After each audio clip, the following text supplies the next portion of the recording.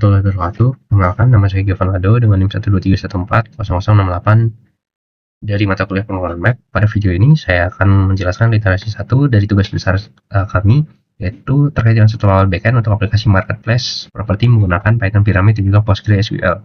Fokus literasi ini adalah membangun fondasi backend, tetapi bukan tentang terkait dengan fitur lengkapnya, tetapi akan menunjukkan terkait dengan awalan satu dari backend kami, berupa dengan endpoint-nya juga. Yang dimana endpoint API yang sudah dibuat, rancangan struktur basis data, dan juga arsitektur umum aplikasi sisi server.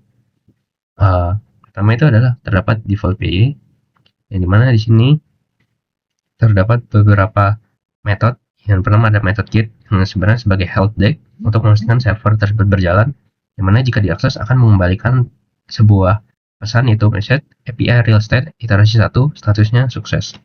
Kemudian dapat method get untuk bisa mengambil suatu endpoint untuk properti, yang mana sebagai contoh listing property, yang mana endpoint ini ketika dipanggil akan menggunakan data statis berupa daftar properti seperti judul, harga, lokasi, dan juga tipe properti berupa rumah atau apartemen.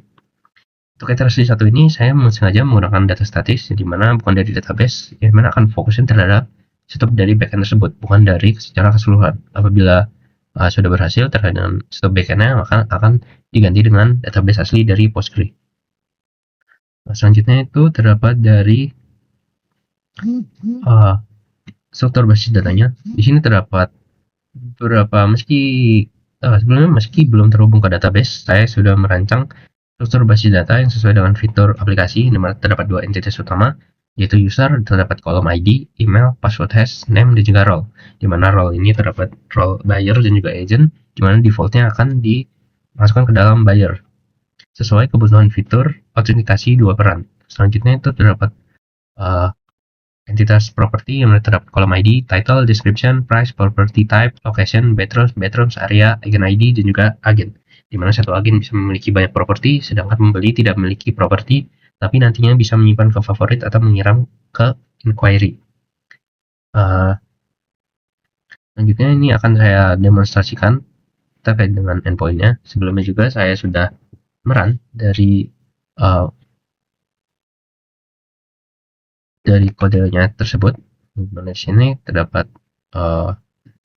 bisa di volume ini reload, ketika dijalankan akan menghasilkan link dari yang tersebut. Lalu kita keluarkan, maka dia akan mengeluarkan dari message yang tadi. Ini kita bilang bahwa message API real state iterasi 1 status sukses. Ini juga sama, dan juga ini untuk endpoint yang tadi sudah kita buat terkait dengan properties, yaitu di mana terdapat beberapa ID atau dua ID yang sudah muncul, yaitu pertama terkait tipe rumah mewah di Bandung, harganya keluar, lokasinya keluar, properti tipenya keluar, bedroomnya keluar, area juga, dan juga agennya, nama berupa nama agen tersebut, ID-nya juga. Yang kedua, title-nya juga keluar, harga juga keluar, lokasi juga, property type, apartemen, bedroom, area, agent, dan juga nama agentnya juga. Selanjutnya juga saya sudah buat dari GitHub-nya juga.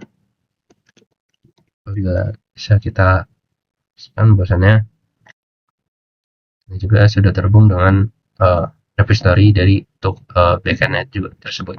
Assalamualaikum warahmatullahi wabarakatuh. Kami dari kelompok 4RB di sini akan menjelaskan progres atau iterasi 1 untuk perkembangan tugas website kami. Di sini halaman utama dari rancangan website yang kami bangun. Di sini ada fitur login dan register, di mana pembeli dapat melakukan register terlebih dahulu untuk membuat akun dengan inputan seperti ini. Ada POV buyer dan agent. Selanjutnya untuk login, kalau misalnya pembeli sudah memiliki akun dan ingin masuk ke akun tersebut. Selanjutnya pas masuk, pembeli akan masuk ke tampilan beranda, di mana terdapat properti dari yang ada, dan di sini juga bisa ngefilter untuk mencari properti sesuai keinginan buyer.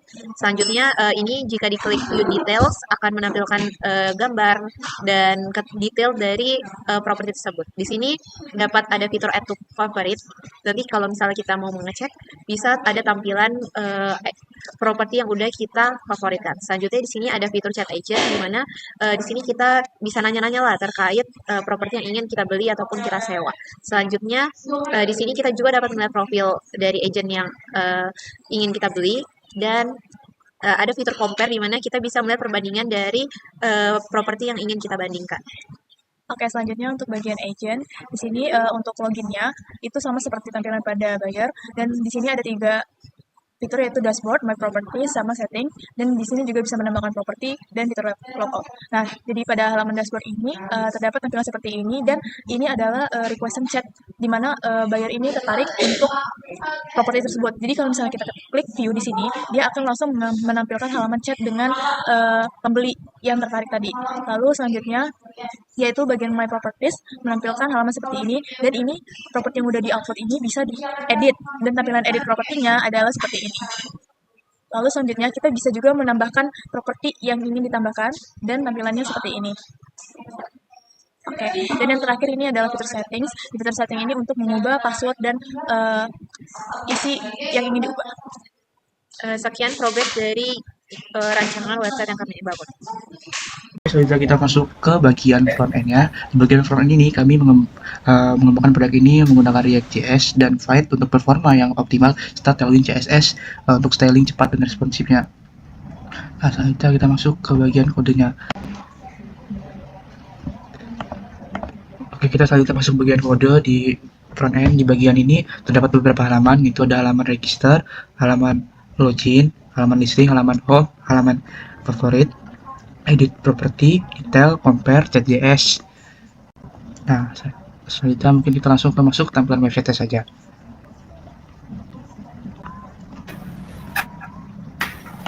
Oke, sekarang kita udah masuk ke halaman websitenya.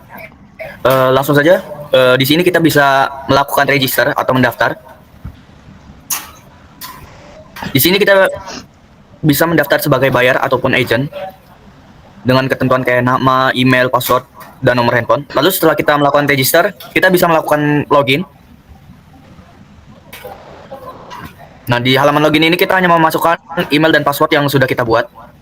Lalu selanjutnya masuk ke halaman home atau dashboard.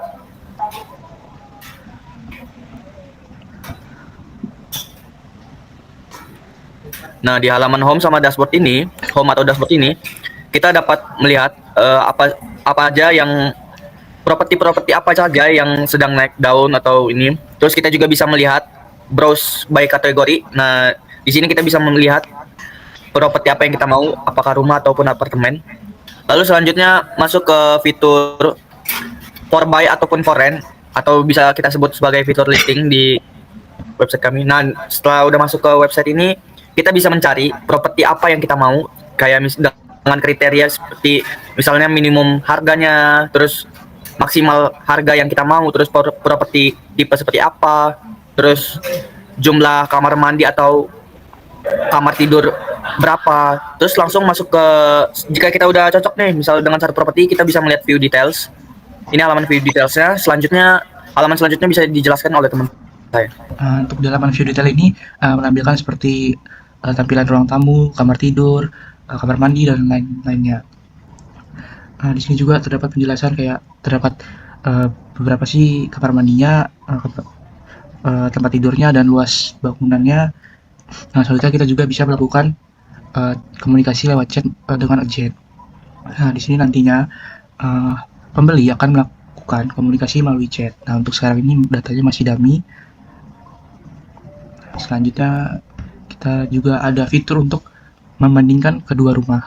Nah, kita lakukan compare untuk kedua rumah yang kita pilih. Nah, nantinya di compare ini akan dijelaskan seperti perbandingan harganya dari rumah yang satu dan rumah yang dua, dan juga ada perbandingan seperti tempat tidurnya berapa, kamar mandinya berapa, dan luas dari rumah tersebut itu berapa.